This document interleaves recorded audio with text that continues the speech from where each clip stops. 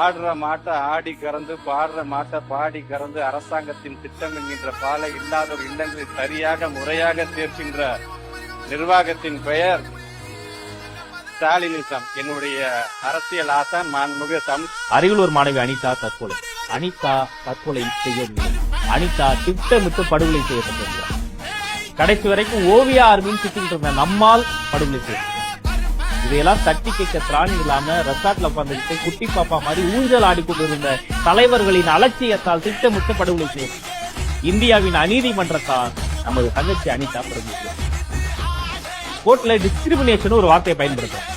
India முழுக்க இருக்க எல்லா மாணவர்களுக்கும் ஒரே எக்ஸாம் வைக்கணும், இல்லன்னா டிஸ்கிரிமினேஷன். நான் கேட்கிறேன், இந்தியா முழுக்க இருக்க எல்லா மாணவர்களுக்கும் ஒரே எஜுகேஷன் கொடுத்துட்டீங்களாடா நீங்க?